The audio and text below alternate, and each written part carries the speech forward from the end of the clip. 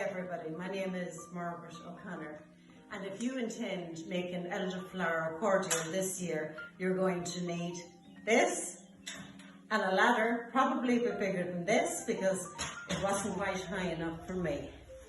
Here we have the elderflower flowers. They grow high up on trees. Be very careful, don't confuse them with a lot of weeds that grow at the side of the road, which are quite poisonous.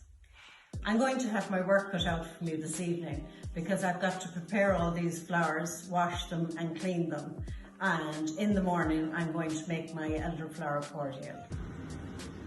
Before you start, just swish the elderflower around in water, and that will remove any bugs or any little particles or dead leaves or whatever are there.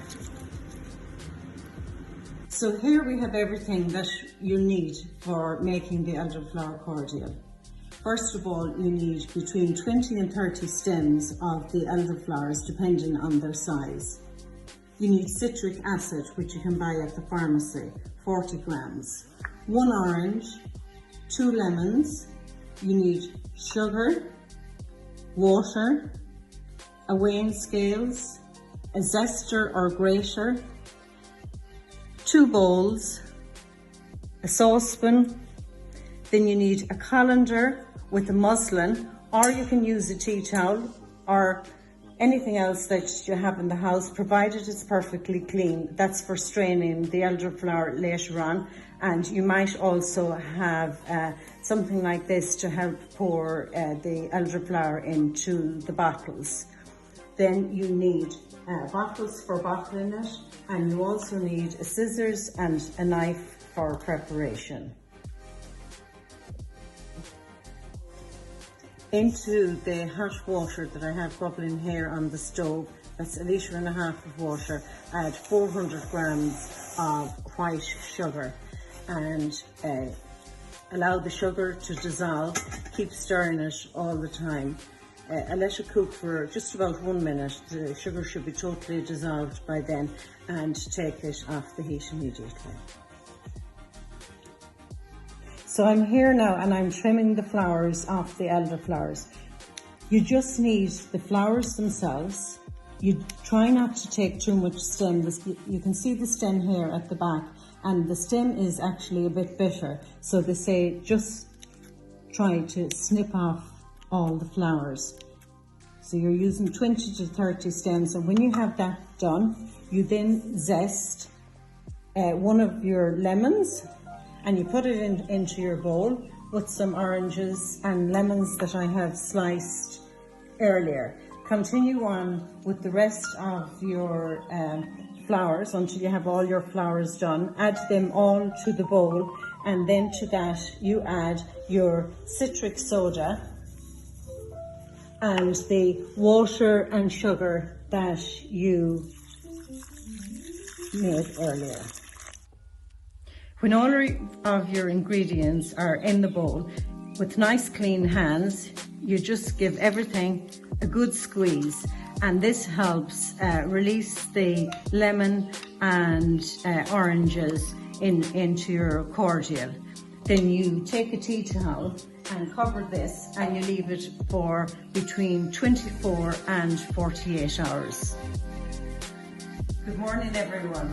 The Elderflower Cordial has been soaking here for the last 24 hours, and I tell you, it's smelling pretty good, but everything isn't finished yet, because the next part is that we put all these ingredients into the saucepan here,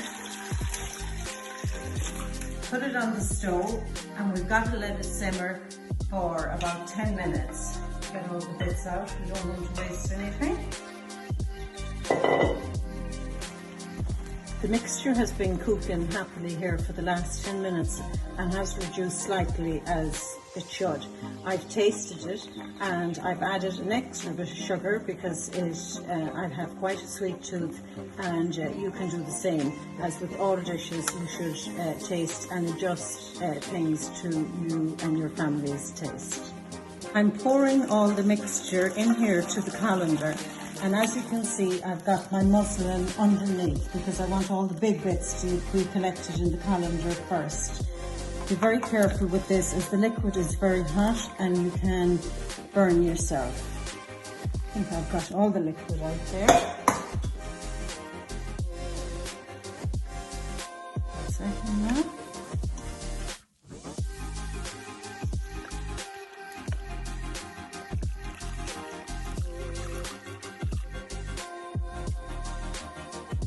So that's all my liquid out. Just get the last few bits, don't want to waste any. And now you'll see why I put the muslin underneath. If I put it on top, all this mess here that's in the saucepan would be on top of the muslin. So I gather up the four corners like this, and then I just lift it up. And any of the small particles that were in the mix will get caught up on the muslin here. Okay. So we're here at the final step, and that's pouring the liquid into your bottle that was sterilized earlier. Be very careful, the liquid is very hot, and don't overfill the bottle. In fact, I'll have, oh, that's, how close was that?